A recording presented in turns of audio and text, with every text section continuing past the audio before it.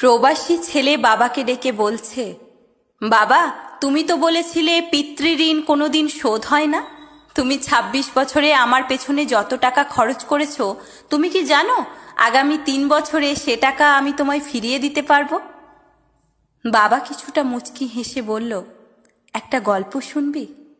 ছেলেটা কিছুটা অপ্রস্তুত হয়ে গেল। নিচু স্বরে বলল, বলো বাবা, শুনব।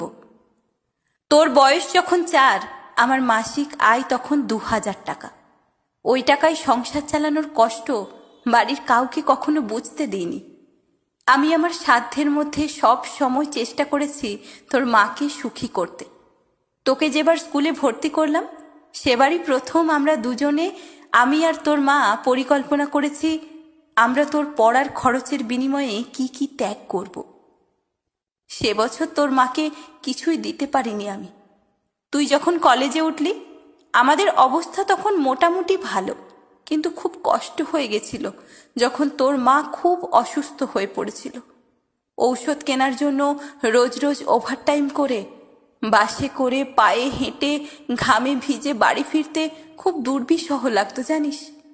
কিন্তু কখনো কাউকে বুঝতে দিইনি, এমনকি তোর মাকেও না। একদিন শোরুম থেকে একটা বাইক দেখে এসেছিলাম। সে রাতে আমি স্বপ্নেও দেখেছিলাম আমি বাইকে চড়ে কাজে যাচ্ছি। কিন্তু পরের দিন তুই বায়না ধরলি ল্যাপটপের জন্য। তোর কষ্টে আমার কষ্ট হয় বাবা। আমি তোকে ল্যাপটপটা কিনে দিয়েছিলাম। আমার তখনকার ১ টাকা, তোর এখন ১ পয়সা। কিন্তু মনে করে দেখ, এই ১ টাকা দিয়ে তুই তোর বন্ধুদের নিয়ে পার্টি করেছিস, ব্র্যান্ড নিউ মোবাইলে হেডফোন কানে লাগিয়ে সারা রাত গান শুনেছিস, পিকনিক করেছিস, ট্যুর করেছিস, কনসার্ট দেখেছিস। তোর প্রতিটা দিন ছিল স্বপ্নের মতো। আর তোর ১০০ টাকা নিয়ে আমি এখন সুগার মাপাই। জানিস, আমার মাছ খাওয়া নিষেধ, মাংস খাওয়া নিষেধ। কি করে এত টাকা খরচ করি বলতো? তোর টাকা নিয়ে তাই আমি কল্পনার হাট বসাই। সে হাটে আমি বাইক চালিয়ে সারা শহর ঘুরে বেড়াই, বন্ধুদের নিয়ে সিনেমা দেখতে যাই, তোর মায়ের হাত ধরে তাঁত মেলায় ঘুরে বেড়াই। বাবারা নাকি খারুস টাইপের হয়, আমিও আমার বাবাকে তাই ভাবতাম জানিস। পুরুষ থেকে পিতা হতে আমার কোনো কষ্ট হয়নি। সব কষ্ট তোর মা সহ্য করেছে।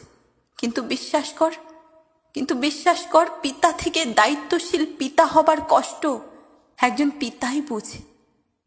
যুগে যুগে সর্বস্থানে মাতৃবন্দনা হলেও পিতৃবন্দনা কোথাও দেখেছিস?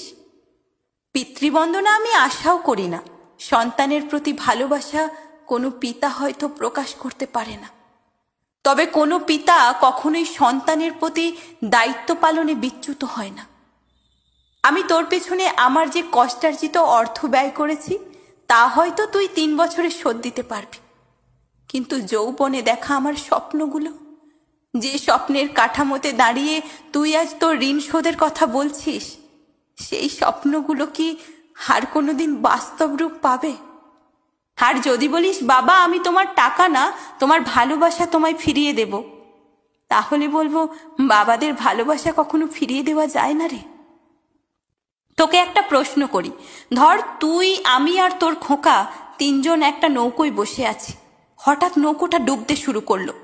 যে কোনো একজনকে বাঁচাতে পারবি তুই, কাকে বাঁচাবি? ছেলেটা হাজার চেষ্টা করেও এক চুল ঠোঁট নাড়তে পারছে না। উত্তর দিতে হবে না বাবা, ছেলেরা বাবা হয়, বাবা কখনো ছেলে হতে পারে না।